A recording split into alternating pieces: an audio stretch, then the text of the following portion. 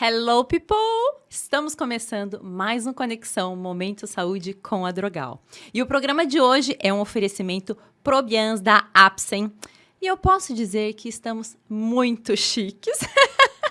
Nossa convidada é psicanalista, escritora de mais de 4 livros, apresentadora do canal GNT e referência em comunicação e educação não violenta no Brasil. Estou aqui com Elisama Santos. Seja muito bem-vinda! Que prazer imenso estar aqui com você, Amira. Eu acho que a gente vai ter uma conversa maravilhosa. Ai, com certeza. Nossa, é um prazer ter você com a gente, sabia? É um prazer mesmo. People, vocês não estão entendendo o conteúdo que vem por aí. Aguardem. Bom, Elisama, eu sei que na sua carreira você busca melhorar o mundo através do autoconhecimento, da educação emocional e da saúde mental e comunicação não violenta. Agora, sim, eu quero começar te perguntando o que é comunicação não violenta? Para as pessoas assim que não estão muito por dentro disso. Explica pra gente, basicamente, por favor. Olha, na falta de uma outra forma de falar, é um método de comunicação em que a gente busca entender bem as nossas emoções, o que a gente quer e precisa antes de falar, e que a gente busca ouvir para além dos nossos julgamentos. Eu nem gosto de pensar que é um método. Eu gosto de pensar que é uma forma da gente estar no mundo, sabe? É uma forma de um novo olhar que eu ganho para as relações, para mim mesma, para o outro. Quando eu comecei a estudar não violência, eu achava que eu ia melhorar a minha comunicação com o outro. E aí eu entendi que eu não me ouvia, que eu não entendia o que eu queria quando eu ia falar. Eu percebi que era muito mais daqui para dentro do que daqui para fora, sabe? Olha que louco, Elisama. É. A gente acaba se conhecendo, né, com Sim, esse processo. Sim, sim. Que sensacional, nossa. E me fala mais sobre a importância da comunicação. Porque isso, a gente falou, né, que esse processo a gente passa a se conhecer melhor. E qual a importância? Porque estamos muito fechados hoje em dia, né? As Sim. pessoas estão cada vez mais intrusas, mais assim, não querem mais se abrir, não querem mais falar de si mesmas, né? Eu sou assim, confesso que eu sou assim. Eu tenho muito problema com relação a isso, sabe? Em me abrir, em abrir meu coração, o que eu tô sentindo, o que eu tô pensando, inclusive com relação ao relacionamento mesmo. Sim. Então, eu acho que isso acaba também machucando um pouco as relações de trabalho, relações sociais. É Sim. isso mesmo? Sim. O que é comunicação? A comunicação, ela tem uma importância enorme porque é através da comunicação que eu te mostro como eu estou enxergando as situações. O que é importante para mim? A gente tem uma ideia ilusória de que a verdade ela é algo que eu consigo capturar todinha de vez. Então, assim, eu estou olhando essa situação aqui e acho que eu sei a verdade total sobre ela. Só que eu, Elisama, eu só sou capaz de pegar um pedacinho dessa verdade, que é onde eu estou enxergando, é o que eu estou vendo, que está através da minha história de vida. Os meus valores, princípios, aquela minha base, né? A minha Exatamente. vivência, né? Tudo que eu vivi até aqui me faz enxergar esse pedacinho da verdade. Você, Amira, você vai estar enxergando a verdade de um outro forma ponto. diferente. Né? É assim, um ponto de vista é a vista de um ponto. A minha vista é diferente pelo ponto que eu estou. A sua vista é outra, porque você está em um outro ponto. Quando a gente vai conversar, eu preciso lembrar que você não está vendo da forma que eu vejo. Eu tenho que te mostrar. Nós somos muito complexos, a gente mal se conhece. Quantas vezes você fala algo, e aí um tempo depois você para e pensa, mas por que eu falei isso? Porque o que ela me disse, eu gritei, eu fiquei tão nervosa. Por que eu chorei quando ela me falou aquilo? Nem eu sei direito, mas eu espero que o outro saiba, porque é óbvio. É sempre óbvio. E o óbvio não existe. A comunicação, ela se põe a serviço de desvendar o óbvio, de mostrar o que é o meu óbvio. Qual é o meu naco da verdade aqui, meu pedacinho da verdade aqui, qual que é o teu. E aí, como é que a gente se entende? Entendendo que você está vendo de um jeito e eu de outro. Nossa, maravilhoso, maravilhoso. Inclusive, em um trecho dos seus livros, você fala que não é o amor que sustenta os relacionamentos, é o jeito de se relacionar que sustenta o amor. Isso é maravilhoso. E é sobre isso, né? Sim. Porque é aquilo, né? Nós somos diferentes, nós enxergamos de forma diferente. Sim. E como que a gente vai manter esse amor? Como que a gente vai manter esse relacionamento? Que hoje em dia as pessoas estão tratando de forma muito descartável, né? Sim. Então, hoje em dia, não deu certo, não quero nem conversar, não quero saber sobre isso, acabou, parte para outra.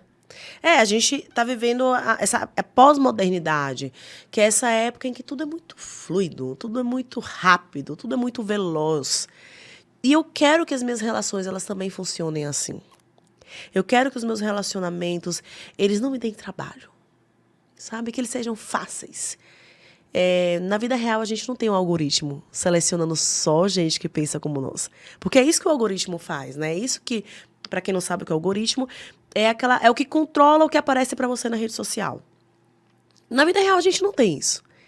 Eu não cruzo somente com gente que volta nas mesmas pessoas que eu, que lê os mesmos livros que eu, que pensa igualzinho a mim. A vida real é complexa.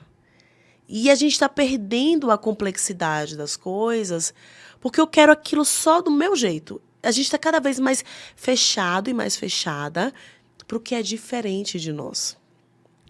E isso só piora as coisas.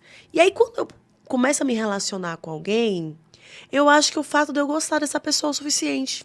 O de ela gostar de mim já é o suficiente. Assim, essa frase do não é o amor que sustenta o relacionamento que sustenta o amor, eu não sei de onde vem, né, qual que é o autor, já vi várias vezes na internet, e para mim ela é um mantra. Porque o amor é o que o amor faz. A Bell Hooks falava isso. O amor não é só um sentimento, ele é o que ele faz. Como que eu vivo os meus amores todos os dias nas minhas relações? Como que eu cuido dessa plantinha que ela é sensível, que ela é complexa, sabe? Que ela pede muito mais coisas do que eu quero dar. Quem já cuidou de planta aqui sabe que a gente não escolhe quando a gente rega. É a planta que escolhe. Se você sempre regar só do jeito que você quer, na hora que você quer, ou você mata a coitada afogada, ou você deixa ela seca. Eu demorei para entender isso. Eu demorei para entender, quando eu cuidava, né, com as minhas primeiras plantas, eu sempre falei que eu era uma assassina de plantas, um serial killer de planta. Matava até cacto. Pessoa que matava suculenta. Ai, que figura. E aí eu falava, gente, mas eu faço de tudo. Eu cuido certinho das plantas. Por que elas fazem isso comigo, né? Por que elas morrem? E aí eu fui entender que existem vários tipos de planta. A planta de sol, a de sombra, de meia sombra. Que tem planta que gosta de água demais, tem planta que não pode ter água demais. Quando eu fui entender toda essa complexidade, você tem que botar o dedo na terra para saber se a planta quer mais água ou se ela não quer. Eu entendi, Amira, que eu sim fazia tudo, mas eu fazia tudo que eu sabia, o que eu sabia era pouco. Então a gente vai olhar para as relações, você fala, mas eu faço tudo para manter esse relacionamento. Ok, tudo que você sabe. Você está se abrindo para entender o que o outro espera da relação também? Porque talvez o teu tudo não seja o suficiente ainda. E voltamos para a comunicação, né? Sobre se conhecer, sobre se abrir, exatamente. Né, Elisama? Só vou saber o que você precisa na relação se eu te ouvir. E você só vai saber o que eu preciso se você me ouvir. Mas nós aprendemos que o amor ele não precisa de palavras. Os ideais românticos, eles nos disseram que quem ama a gente de verdade basta olhar. Como assim? Se você me considerasse, e aqui eu não estou falando somente do amor romântico, estou falando de amizade, de colegas. Ah, mas se ele me respeitasse, se ela me considerasse, ela não teria falado aquilo. Eu tenho uma roupa muito pronta do que é o respeito, do que é o carinho, do que é o amor. E eu acho que essa ideia pronta de cada sentimento, de cada atitude, ela é universal. Mas ela não é. Ela não é. Então, quando você me fala, Elisama, eu queria que você me escutasse. O que é escuta para você? Que atitudes eu preciso ter para que você se sinta escutada? Porque eu simplesmente te falar, me escute, talvez você olhe pra mim e fale, mas eu tô te escutando, caramba. Tô aqui na sua frente, tô aqui, tô te olhando. Fala. E eu tô entendendo que escuta não é só você me olhar, é você fazer o que eu tô te falando pra fazer. Não é escuta. Tem uma história engraçada de quando eu me casei. Eu cresci sabendo, minha mãe falava assim, quando você lava prato, você limpa o fogão. Não existe você lavar a louça sem limpar o fogão. Amei. Começa que eu sou baiana e na Bahia a gente não fala lavar louça, fala lavar os pratos. Aqui fala lavar louça, né? Lá é lavar os pratos. Eu fazia, lavou os pratos, limpa o fogão. Quando eu casei, eu falava, amor, hoje agora é você, os pratos são seus, a gente revezava. E aí ele ia lá, lavava os pratos e deixava o fogão sujo. Eu falei, mas você não limpou as coisas direito. Ele, como não? Ele olhava a pia e falava, mas os pratos estão lavados, Elisama. Não. Não, você fez pela metade. Até eu chegar pra ele e falar, amor, quem lava prato limpa o fogão. Ele, tá, mas eu não sabia que lavar prato tinha incluir limpar o fogão. Lavar prato pra mim era lavar os pratos. Olha. Você entende? Eu tô falando uma coisa boba. Sim. Pra você é boba. Pra você aquilo já tava claro. É uma coisa boba. Pelo amor de Deus, gente. É lógico que se você lava os pratos, você limpa o fogão. Você vai lavar, deixar a pia, deixar o fogão coladinho, vizinho a ele imundo? Não. Você limpa os dois. É como se tomasse um banho mal feito. Você tem que tomar um banho bem feito. Você limpa tudo. Pra ele, não. E aí foi a nossa conversa de, peraí, não, isso aqui é o que é, eu acho que é lavar os pratos. E ele se dispôs a, ok, vou limpar o fogão também. Podia chegar o momento dele falar, Lisama, sinceramente, ok que você pensa assim e eu penso assim, como é que a gente vai ficar? De que forma a gente negocia? Perfeito. O Marshall Rosenberg, que é o cara que esquematizou a comunicação não violenta, era um psicólogo norte-americano, ele dizia que a maioria dos nossos problemas poderia ser resolvida por crianças de 6 anos se a gente conseguisse dizer o que a gente quer e o que a gente precisa, e o outro conseguisse dizer o que quer e precisa, o que sente e precisa. Se a gente conseguisse falar, olha, eu quero isso, sinto isso, e a Mira quer isso, sente isso, o que é que a gente vai fazer aqui? Mas nas nossas conversas, não há essa conexão de tentar entender. Primeiro, minha mesmo, de falar, nossa, o que eu sinto aqui diante dessa conversa é isso. O que eu quero é isso. E o que é que você sente e quer aqui? A gente disputa o que é certo. E muitas vezes a gente fica com medo de se abrir, mesmo estando com aquele sentimento, com relação a como o outro vai reagir. Sim. A forma como a gente vai falar, como a gente tem que falar, como a gente tem que se abrir. Ah, mas se eu falar dessa forma, ele vai achar que eu tô brigando, ele vai achar que eu tô...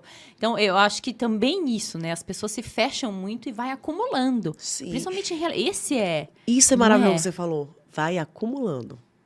Porque a gente fala, não vou falar para ele não ficar chateado. Então, na minha cabeça, eu tô cuidando da relação quando eu não falo. Mas tá nascendo uma florzinha de ressentimento no meu coração. E com essa florzinha de ressentimento, eu me irrito com tudo que você faz. Nossa, Elisama, entende? É isso mesmo. Eu me irrito com tudo que você faz. Exemplo. Esse exemplo até cito em um dos meus livros. Seu marido te chama para ir para um jantar. Numa quinta-feira, você é cheia de coisa de trabalho, cansada, mas para não brigar, você vai. Sim. E aí, assim, você já vai trocar de roupa chateada. Ai, que saco, vou ter que ir para aquele jantar, com aquele povo chato. Nossa mente, né? Sim, sim. Todos nós temos contadores de história na nossa cabeça. A gente não vê a realidade. A gente lida com a forma que a gente narra a realidade. Então, na minha cabeça, eu já vou ter que ver aquele povo chato. Mas, cara, é muita falta de noção marcar um negócio na quinta-feira de noite, gente. Pelo amor de Deus, amanhã as crianças têm aula, eu trabalho. A cabeça tá assim. Você entra no carro, primeira rua errada que ele pegar, você briga. Você já se estressa. Pô, presta atenção, caramba! Você não tá brigando pela rua. E acontece exatamente isso. Você sabe que você não tá brigando pela rua. Você tá brigando porque Sim. você não queria estar ali. Sim, sim. E você não falou pra não se chatear. Mas você arrumou outro motivo de brigar. Porque aquilo não vai desaparecer. Entende? Não vai desaparecer.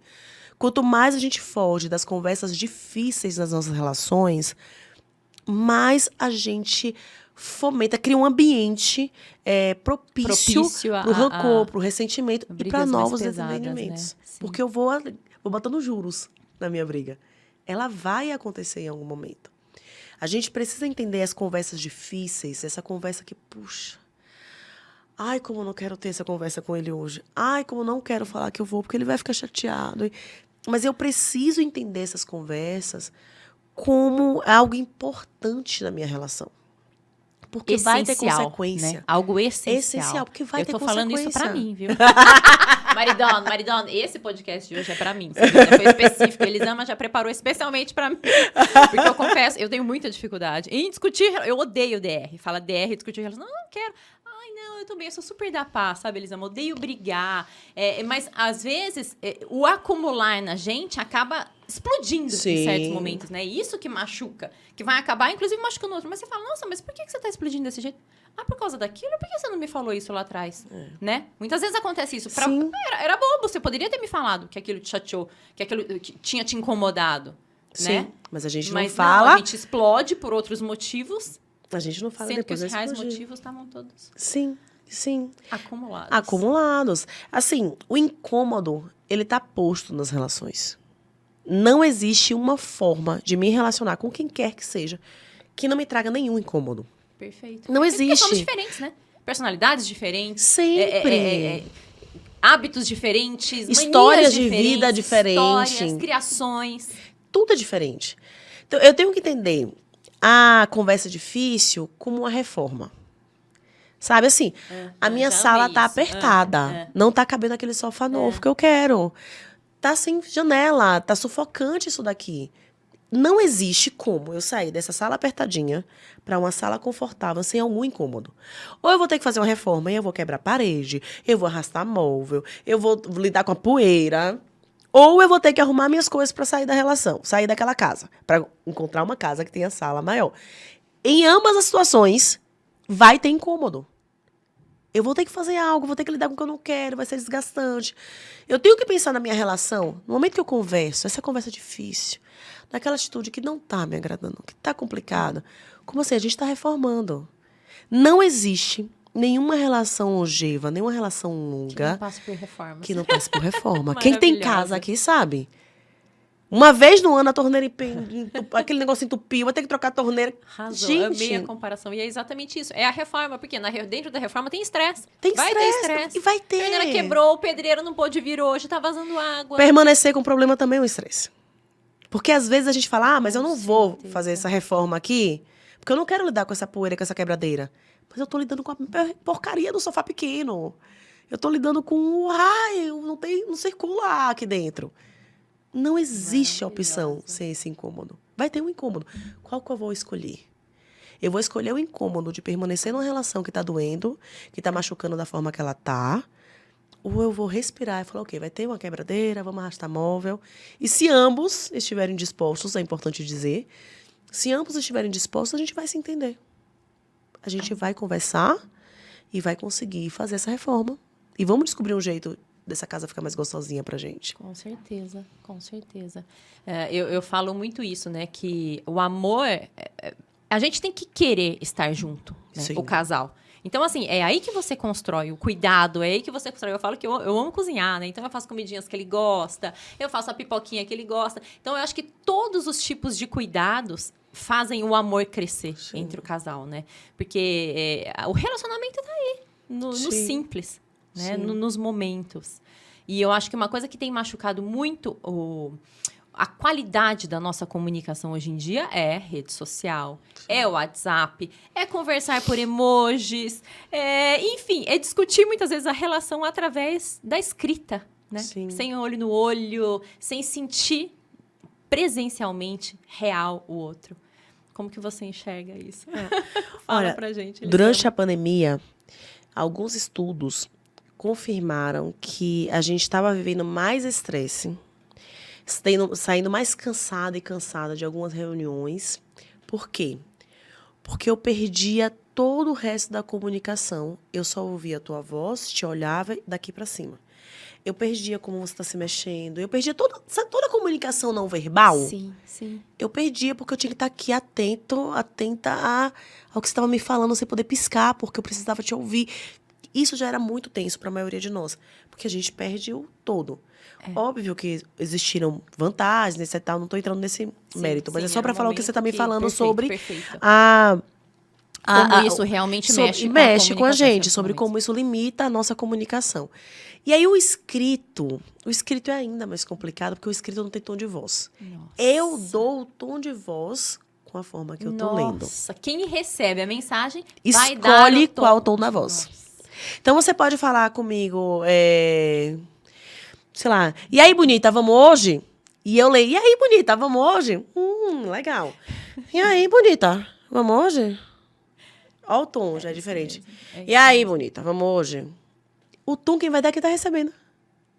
Eu não sei o tom que você pensou antes de você escrever. E aí eu não reajo ao que você disse, eu reajo ao tom em que eu li o que você me disse. Perfeito. E é o momento em que eu estou me sentindo com relação a você, né? Sim. Sei lá, talvez a nossa última conversa não foi tão legal. Então eu já senti essa mensagem, já recebi essa mensagem De um jeito uma forma diferente. E às vezes, não é somente como eu tô me sentindo em relação a você. Às vezes eu tô brigando aqui, tô estressada aqui. Na hora que eu leio, aquilo já chega. Perfeito, Pá, eu falo, perfeito. pô, tá falando assim comigo? E você faz, mas espera aí. O que eu falei? Deixa eu reler a mensagem aqui. Nossa, mas ela foi grossa comigo. Por que ela me respondeu assim? E fica truncado, porque do outro lado, você já vai receber Estresse de outro jeito. lado. E aí a gente vai E reagir. ele não sabe o que tá acontecendo com você nesse exato momento. E a gente vai reagir de formas muito desproporcionais uma com a outra. A gente vai reagir com grosseria, com irritação. Ou a gente está deixando passar um tom mais firme na conversa. A gente está lendo como se estivesse tudo tranquilo. Porque o oposto também acontece. Nossa. Às vezes a pessoa está chateada.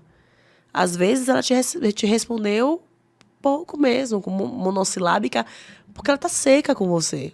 Aí, às E vezes, você acha, ela deve estar com triste pressa, né, do outro- menina? Ela nem É. respondeu com... Às vezes ela tá triste do outro lado e você manda uma mensagem fria, isso só vai piorar o estado Pois em que é. ela está e ela não compartilhou isso com você, você nem tá sabendo Não tá o sabendo de estado que ela nada. tá. Então, a gente perde o tom da fala. Porque a fala... Veja só, as palavras que nós usamos, elas não são nossas, não são da língua portuguesa. Ninguém inventou uma palavra. sim. A gente não fala, fala do seu jeito. Você fala do seu jeito usando as palavras que a gente divide juntas. Porque se você escolher qual que são as palavras que você vai usar, eu não vou te entender. Mas é engraçado com relação a mensagens, né? Que eu falo com meu marido, a gente conversa no WhatsApp. Aí ele manda, bom dia, amor da amor da minha vida. Ele põe ADMV, né? No bom dia. Aí, bom dia, ADMV. Se eu respondo só bom dia, pronto. Sim. Entendeu? Ele já sente. Exatamente. Algo está errado. Entendeu? E aí, a Desse- escolha das Porque são palavras... nossos símbolos, né? Símbolos que Exatamente. definem os nossos sentimentos. É. Eu acho que seria mais ou menos isso. Muito. Porque eu só falo bom dia. Se eu falo bom dia, é igual a Natália, quando eu respondo hello. Eu só falo hello, Nath. Pronto. Algo já está sabe errado. logo, né, amiga? Algo Você está tá errado. bem? Nossa, meu marido, se ele falar assim, Ah, delícia. Elisama, eu falo, por que você me chama de Elisama? Pronto. Ele falou, É. porque é seu nome. Não, mas você não me chama de Elisama, por que você me Tom chama de da Elisama? voz na forma como é escrito, né? Entendeu? Então, assim, a gente perde muito na conversa que é rápida, na conversa que é escrita. A gente coloca um emoji e a gente acha que aquilo dali foi uma frase inteira. Sim. Descreveu tudo que você está sentindo. E isso é ruim, Amira, não somente para a comunicação, para o entendimento do outro.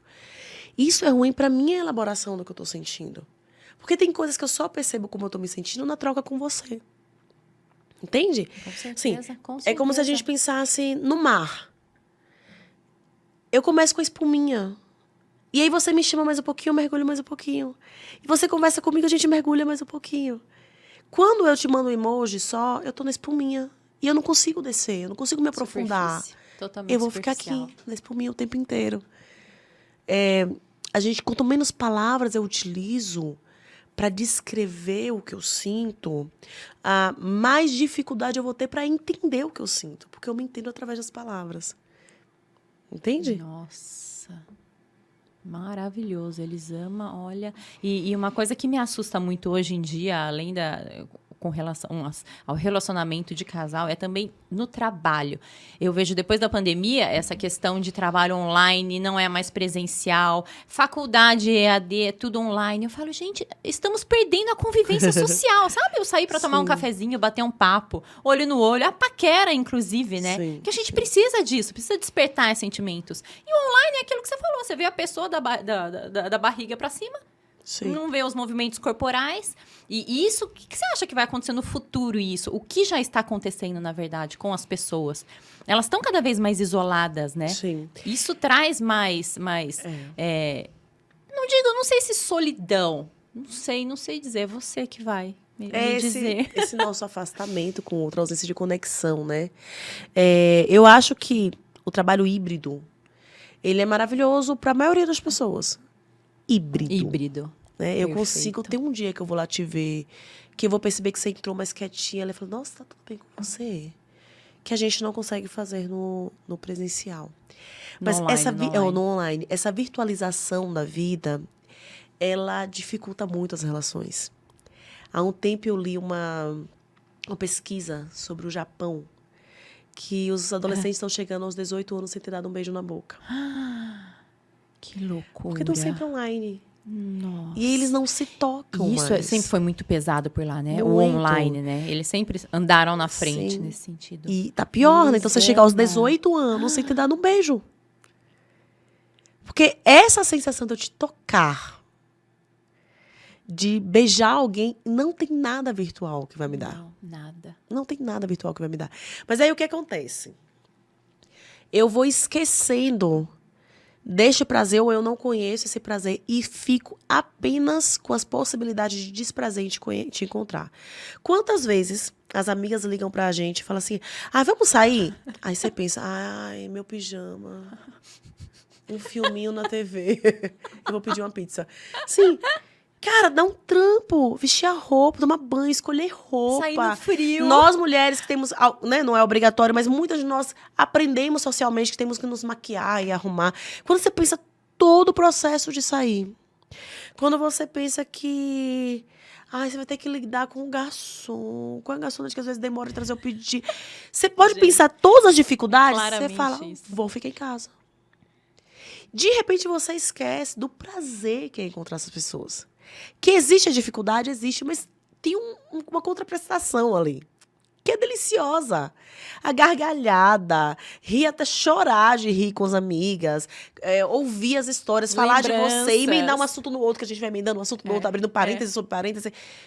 A gente se perde E é só quando a gente completamente volta disso. pra casa que a gente Percebe, cai mas na como foi realidade gostoso. como foi bom. A gente precisa marcar mais vezes, não é? Mais ou menos esse naipe. Exatamente, né? acabamos na... Desculpa. A gente acaba, nossa, precisa marcar mais vezes. Por que a gente não faz isso sempre? Você entende? É isso mesmo, é isso mesmo. Mas se eu ficar aqui, porque existe desprazer em sair, existe desprazer no encontro com o outro, sempre vai ter. Sempre vai ter um certo desprazer. Mas se eu foco só no desprazer, eu não me relaciono com o outro. É mais fácil ficar fechada comigo e com o algoritmo que me mostra um mundo que é parecido comigo. Com certeza. Com certeza. É mais Sim. simples, é mais fácil eu ficar em casa tomando meu vinho debaixo da coberta, assistindo Netflix. Exatamente. Não tem que negociar prato, pedir Não pra tem que ninguém pra dividir negociar, comigo. vai esperar pra chegar, vai. Não. Eu ainda não quero. gasto, eu fico em casa, não gasto, né? Muitos ainda pensam nisso, né? exatamente. Porque Exatamente.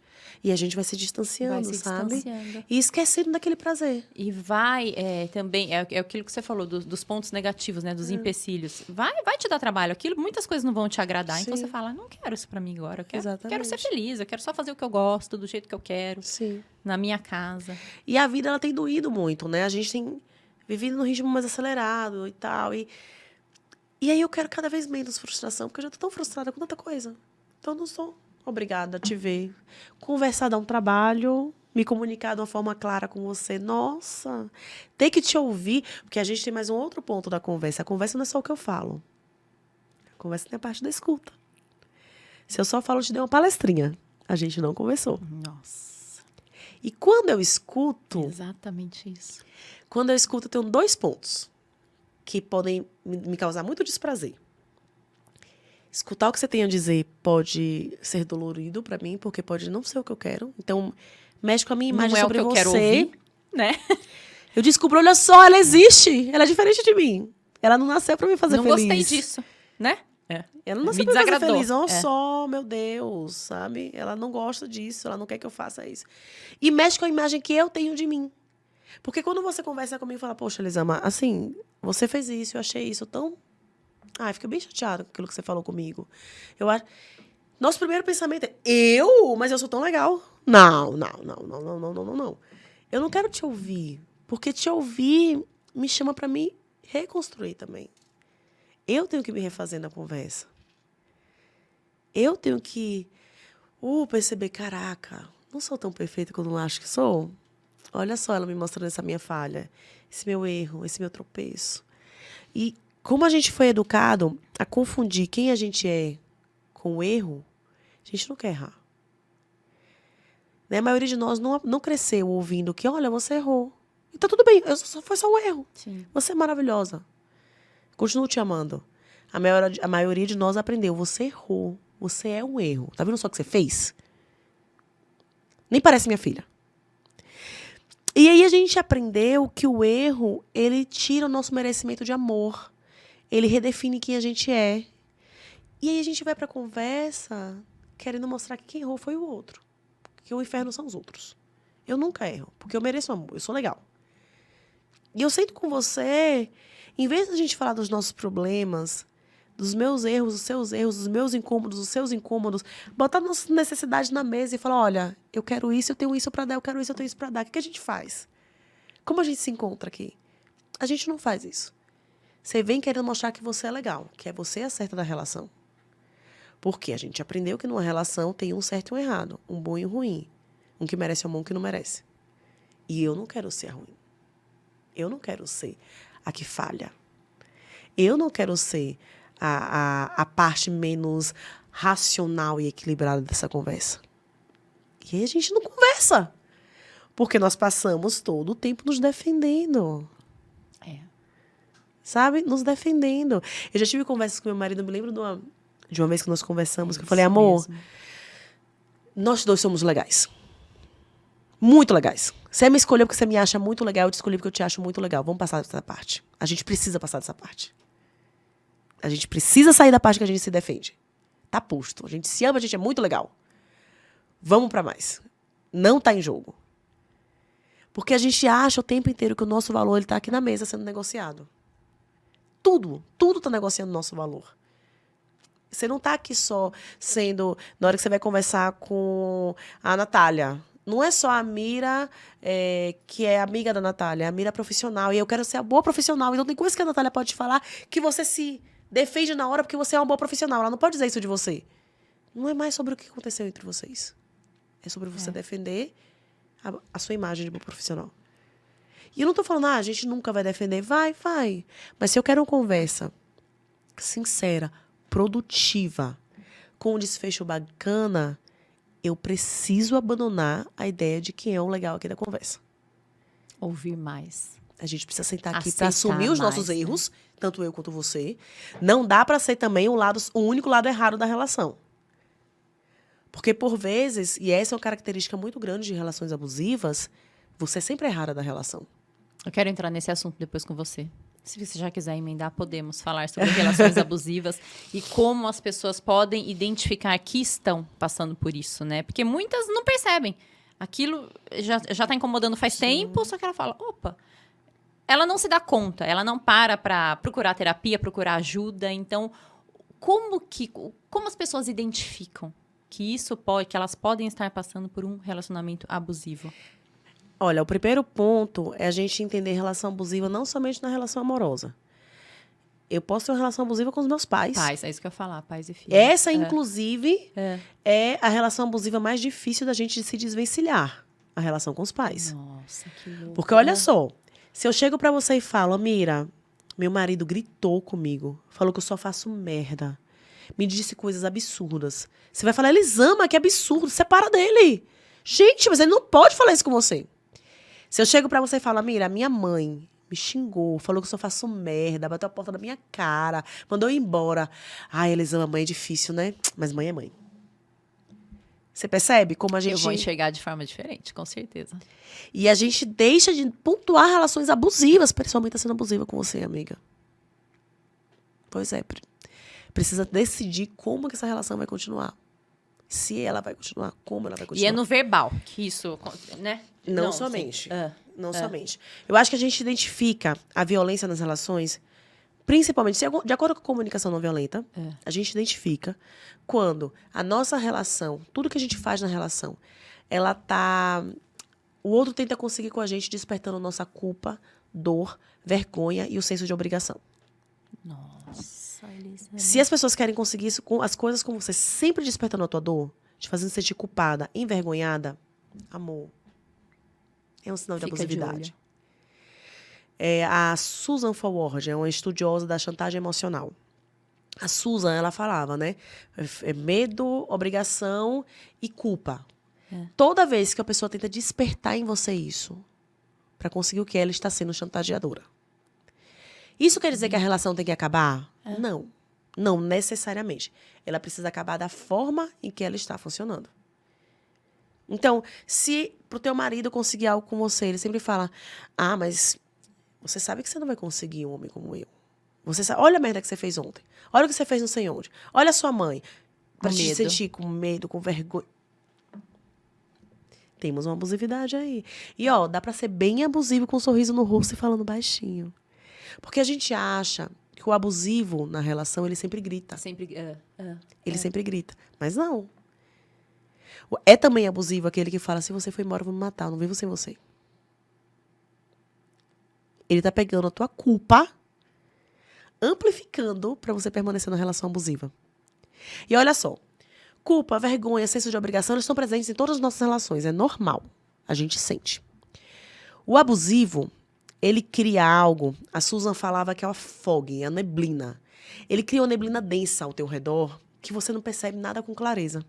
Ele pega esse senso de obrigação, o medo, a culpa e amplifica num volume tão alto que você perde a conexão com a realidade. Nossa, Elisama. Você faz o que ele quer. Entende? Então, assim, e aí você, em condições normais, A pessoa entenderia aquilo é uma relação abusiva, mas na hora não. Então, assim, um exemplo bobo, teoricamente bobo. Seu namorado ligou pra você e você não atendeu. E naquele dia ele perdeu o emprego. E o cara pode chegar e falar, tá vendo só, você não me atendeu, eu fiquei nervoso, o chefe me falou, eu briguei, eu esqueci tal coisa, a culpa foi sua. Quanta mulher não cai nessa conversa que a culpa foi dela, realmente? O que ele fez? Ele pegou essa culpa, esse sentimento que todos nós temos, e amplificou e criou essa neblina, essa fog, essa neblina bem forte. E na maioria das vezes, isso é feito de forma intencional? Ou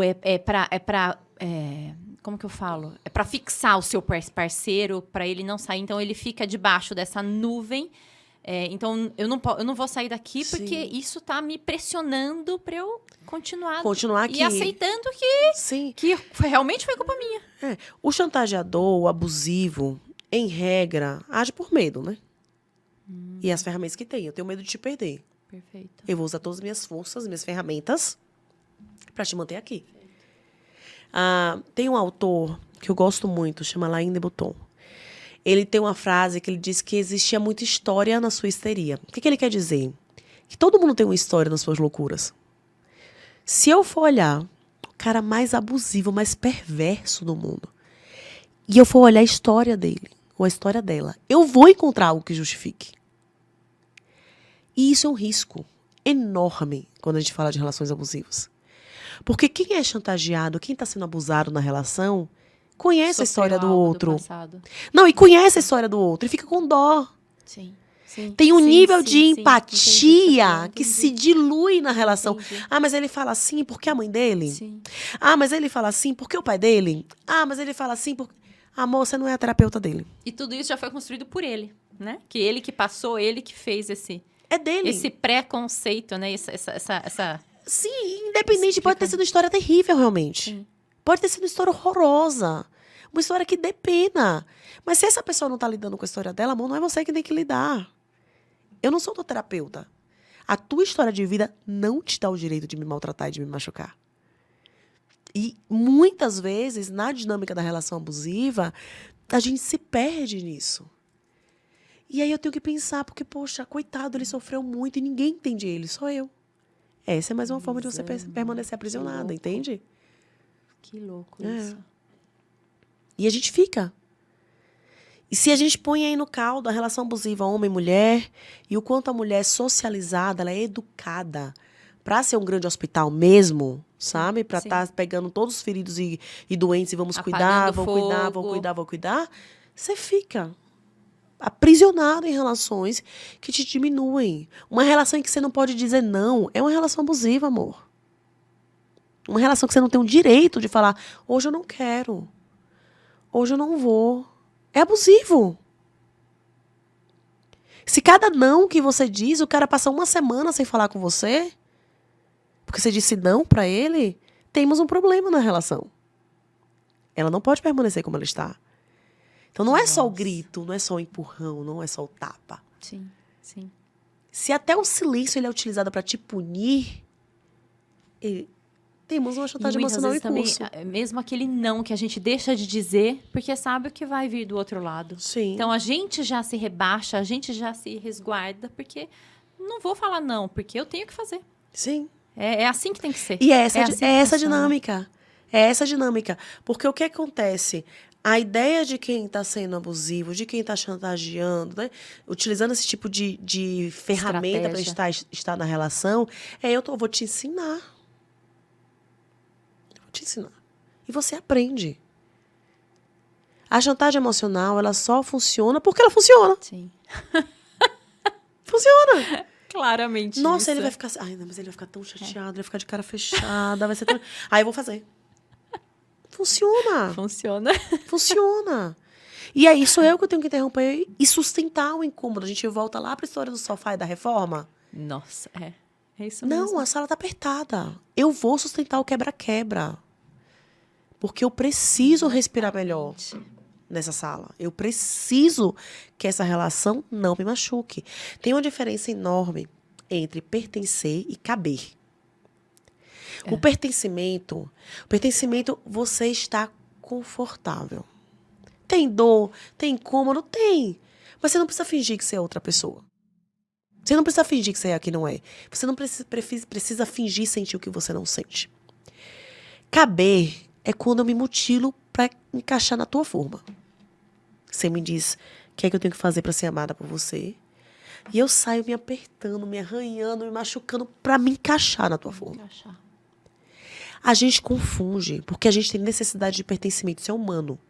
Todos nós temos necessidade de nos sentirmos pertencentes a algo.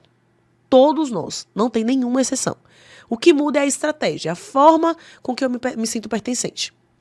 Isso muda. Essa necessidade é uma necessidade humana básica. E aí, na busca de pertencer, a gente cabe. Eu acho que se eu me apertar bastante e couber aqui, eu vou receber o teu amor. Mas isso é ilusão. Porque eu sei que você não está me amando de verdade porque você não me conhece. Porque eu estou escondendo essa parte minha de você. E quando você descobrir, você vai embora. Nossa. Então eu não mereço ainda teu amor. Eu só estou me machucando. Nossa, Elisama. É. Sensacional, sensacional. E o respeito nessa história toda. Sim. Qual o nível de importância do respeito, né? Sim, o respeito a mim e a você. Porque nós duas estamos nessa relação. Nós duas estamos sentadas aqui e existe um código de respeito que está aqui tácito. Não está dito, mas que nós duas sabemos. Eu não posso te xingar, eu não posso um monte de coisa. Você me ouve, eu não te interrompo, você não me interrompe. Isso aqui é respeito. Qual que é o grande problema? A forma que a gente é educado, ela nos ensina a respeitar o outro acima de qualquer coisa. Então, com a melhor das intenções, os nossos pais, eles nos ensinaram a dizer sim. E o me respeite era me respeite, não importa o quanto isso te custe. Dizer não era desrespeitar. Falar não quero era desrespeitar. Falar que tá com dor era desrespeitar. Então, nós aprendemos isso e levamos isso para as relações. Já crescemos dessa forma. A gente leva isso para a relação. Então, eu acho que se eu chegar para você e falar: ai, Amira, eu não gostei da forma que você falou hoje comigo, eu tô te desrespeitando. Mas aí eu tô me desrespeitando para sustentar um suposto respeito por você. Vale. Já que a gente entrou nessa história de filhos, né? Eu queria saber como que a gente pode ensinar e incentivar os nossos filhos a se comunicar melhor.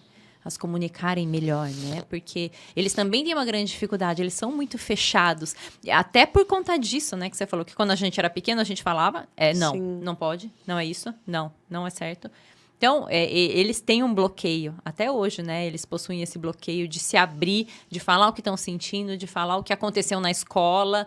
Como que a gente pode ajudá-los a serem mais leves, né? A não terem medo da nossa reação.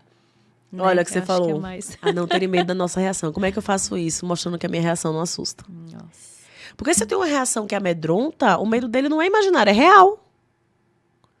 Se cada vez que o meu filho, a minha filha me contar algo, eu surto... O medo deles é real, eles vão mentir. É lógico que eles vão mentir, porque ele vai falar a verdade. E eles vão evitar falar cada vez menos, né? Isso quer dizer que eu sempre vou aceitar tudo? Não. Não. Eu não vou aceitar tudo. Vai ter coisa que eu falar, filho, pois é, meu amor, vai ter consequência. Não é assim que você fala comigo, você não podia fazer isso aqui, e aí como é que a gente vai reparar o seu erro? Você errou. Como que a gente repara? Mas é importante que a criança saiba que mesmo naquele dia que você perdeu a paciência, mesmo que você ficou nervoso ou nervosa, vocês vão voltar e vão conversar. E que o amor que você sente por ela, ele não está em jogo. Entende? Entendo. O amor, ele não está em negociação. Eu não deixo de te amar porque você agiu assim. Você não é o erro, que é o que aconteceu na nossa educação. Meu filho já chegou em casa e falou: mãe, eu tenho que te contar um negócio, você vai ficar muito brava. Mas depois você vai se acalmar e a gente vai conversar. Você entende? Eu não sou a mãe calminha. Sim, eu ia ficar brava. Sim, ele ia sim. me contar uma coisa que eu ia falar: pô, Guel, não acredito, cara. E aí depois eu vou esfriar minha cabeça. Filho, eu não consigo conversar agora. Vou esfriar minha cabeça, vou respirar. Filhão, e aí? Vamos sentar pra conversar? E outra coisa que entra, que a gente comentou no início do nosso bate-papo, que é aquilo, os fatores externos. Então, às vezes, você tá naquele seu dia impossível de trabalho com seu marido, seu filho chega para te contar alguma coisa e você faz o quê? Explode em cima Sim. dele, né? E Não é o que a gente mais faz. sendo o assunto que ele te falou. Não é sobre o assunto Não, que ele é te sobre falou. o assunto. É aquilo que já estava acumulado em você e você vai e desconta no seu filho. Eu acho que isso acontece com muita frequência, né? Principalmente as crianças pequenas, né? Então estão lá gritando, aí a mãe, para de gritar, filho, não aguento mais isso. Não é o simples Não grito é a dele que criança. fez isso. Não Ela foi. já tá acumulada. É o estresse de trabalho, é o marido cobrando, é tudo, né? E A aí gente- desconta nas sim. crianças, nos filhos. E eu acho que aí eles vão acumulando também esse medo, esse estresse que a mãe já passa, a forma dela falar e fala... Vou me resguardar. Vou A ficar gente- quieto, não vou contar, Sim. porque... A gente engole sapo em muitas relações. E a gente vomita esses sapos nos filhos. Porque o filho não vai te pedir o Nossa, divórcio. olha que louco que você disse, eles amam. O filho não te pede o divórcio. O filho não vai embora. O filho não te demite. Então, no filho, eu posso falar outras coisas. Porque ele fica. E a gente só segura o que a gente não quer falar para as pessoas porque elas vão embora. O filho não tem essa ameaça para fazer com a gente. Ele não tem. Ele fica. Ele tem que ficar. E aí a gente solta tudo. Entende? Eu preciso ter um cuidado muito grande. Porque a criança, ela não é responsável por me fazer feliz. Com certeza. E se está em várias relações doloridas, um barulho interno enorme. Quando o meu barulho interno enorme tá altíssimo, meu barulho interno tá assim me enlouquecendo, qualquer mamãe, oi! Exatamente. Eu já tô aqui, tem muito isso. grito na minha cabeça. Já tô Não fala explodindo comigo. internamente, faltou a gota d'água para aquilo E a coitada transbordar. da criança. É. Sabe? Quantas vezes, injustamente, a gente olha pra criança porque a vida tá Sim, muito sim. difícil e fala, ai filho, você não, hoje não. Agora não, agora Cara, não. que culpa ela tem? De você ter um monte de relação difícil, de você estar vivendo numa sociedade que te sobrecarrega. Que você não tem tempo para respirar, porque essa é a realidade, a gente vive sem apoio. A maioria de nós educa sem apoio. Educa sem ter com quem trocar. Educa sem a tribo, a aldeia, que é tão importante. É preciso uma aldeia para educar uma criança. A gente educa sozinho. E aí a gente dá conta para a criança. Amor, grita com quem tem que ouvir teu grito. Grita com quem tem que ouvir teu grito, não é com a criança. É no trabalho que tá doendo? Vamos ver como é que a gente resolve. Tá sobrecarregada com o marido? Conversa com ele. Faz alguma coisa, mas não grita com a criança. Quantas vezes a mãe grita com a criança para não se estressar com o marido? Com certeza. Quando a criança com não tá certeza. errada. Mas lidar com ele é tão Mas difícil como gritar acontece. com a criança. Ué, é que é um adulto. O que é o adulto aí? A criança, ela vai ser ferida porque o adulto tem que ser protegido? Não faz sentido. Mas a gente faz isso muito. Com certeza. E para buscar ajuda, o que a gente faz? Tanto em relações abusivas, quanto... A gente precisa de orientação, muitas vezes, de como educar o filho, de como falar, de como... é terapia? Precisamos de terapia? Eu acredito que a você- maioria de nós precisa de A terapia. maioria, né? Não posso dizer que a terapia é o que vai resolver todos os problemas. Sim, porque a gente não sim. precisa só de terapia. A gente precisa de terapia, a gente precisa de amigos, a gente precisa de apoio. A gente precisa de trabalhos dignos. Porque não adianta eu fazer terapia se eu estou vivendo numa relação extremamente abusiva. Eu tenho sinusite e rinite. Eu tenho rinite, tenho crise horrível de rinite. Não adianta eu tomar um antialérgico e tá com um tapete e a casa cheia de cortina Exatamente. e 10 mil bichos de pelúcia na minha Exatamente cama. Eu vou viver do remédio e eu vou continuar estando ao lado do que está me adoecendo. Sim, sim. Entende? Então a terapia é importante, é muito. Mas olhar o ambiente também é. Porque não adianta eu fazer terapia. Se você não limpar a sua casa que está sendo reformada, que está, né? Exatamente. Eu vou ter as crises de rinite. Você tem que Não limpar. interessa quanto antialérgico eu tomar. Não interessa quantas lavagens eu fizer no meu nariz. Entende? Então, assim, terapia é essencial. É legal, é muito. Às vezes o medicamento é essencial. É. Mas e o ambiente? E quem me adoece? E o que me adoece? Porque isso aqui, a minha dor é o meu comportamento, o meu adoecimento está sendo um sintoma. Como que eu olho ao redor? Sabe? Pede ajuda, minha gente. Pede ajuda. Às vezes, o máximo que a gente consegue fazer na vida é falar, não tô bem. É chamar uma pessoa de confiança e falar, não tô bem.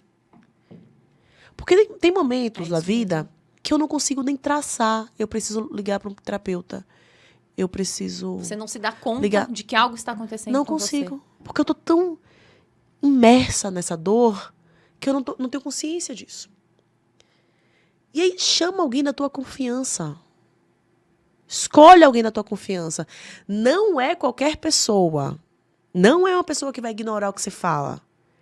Alguém da tua confiança. Alguém que você pode conversar. Alguém que não te cala.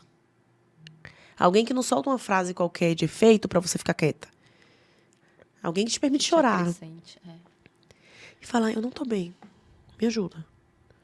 Me ajuda a pensar. Qual é o meu próximo passo? Eu não sei qual é o próximo passo. Eu não tenho forças para pensar no meu próximo passo. Eu tô perdida. Me ajuda. Que a gente aprendeu que a gente tem que dar conta sozinho. Pedir ajuda é um sinal de incompetência. E eu quero ser competente. Olha só, sou uma mulher muito competente. Eu dou conta de tudo. Eu dou conta de tudo. Eu dou conta de mim mesma. Vou pedir ajuda, vou chamar alguém para falar. Que eu preciso. Imagina. E aí a gente adoece. Tem vergonha nenhuma em pedir ajuda. Nova realidade, cada vez mais isolados, né? Sim. Você não tá com a sua mãe, você não tá com aquela pessoa que você gosta de conversar Sim. aqui. Você tá na sua casa, isolado, porque é mais prático ficar aqui, né? Sim. Dá trabalho sair, encontrar, marcar, ela não pode, desmarca. Não. Cara, e às vezes Não o dá telefone. Às vezes eu pego o telefone pra ligar pra alguém e falar, ai, não. Não liga. Mas ela tá tão não, agoniada nem hoje. ligação, exatamente. Você não dá a oportunidade da pessoa te falar que ela não pode falar com você. Você faz, não, ela me disse que vai estar trabalhando, eu vou nem ligar. Eu vou estar atrapalhando. De repente, a conversa, a troca humana virou, eu vou atrapalhar. Virou só empecilho pra que a gente vire máquina, sabe? É isso mesmo. Tá em segundo plano. Sim. Nossa, Elisama, muito louco. A gente pode ficar mais umas 2 horas conversando aqui? Gente, essa mulher é muito maravilhosa, vocês não estão entendendo. É impressionante. Olha, mais alguma coisa que você gostaria de deixar de recado para quem está nos assistindo? Porque, assim, seu conteúdo eu tenho certeza que vai ajudar muito, já ajudou muita gente. E, assim, o ponto essencial é não deixem de procurar ajuda, Sim. né? Porque a gente precisa do outro, a gente precisa da comunicação, a gente precisa se abrir. Que isso é muito importante. Precisamos. Nós somos seres humanos, não máquinas. Muito. A gente precisa falar e ouvir. Falar e ouvir. Sabe? Então, assim, não tenha conversa que ela não precisa ser feita.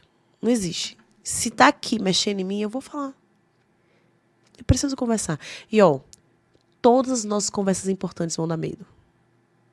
Não existe nenhuma conversa importante na sua vida que não vai com o coração apertado. Com, ai, meu Deus, e se ele não me entender? E se ela falar aquilo comigo? E se... O e se é sinal de que aquilo importa muito pra você. É sinal de que tem algo muito precioso que pode vir dessa conversa. Por isso você tá com medo. Não espera não ter medo pra conversar. Não espera. O medo é sinal de que tem algo importante ali. Conversa. Esse é o meu conselho sempre. Ah, Elisama, você é maravilhosa, sensacional. Somos. Muito obrigada pela sua presença. É um prazer ter você com a gente. Foi um Obrigada prazer de imenso. coração. E por aqui encerramos mais um Conexão Momento Saúde com Drogal, com agradecimento especial da Probians, da Apsen, e nosso muito obrigada a todos vocês que estiveram presentes no dia de hoje. Até a próxima.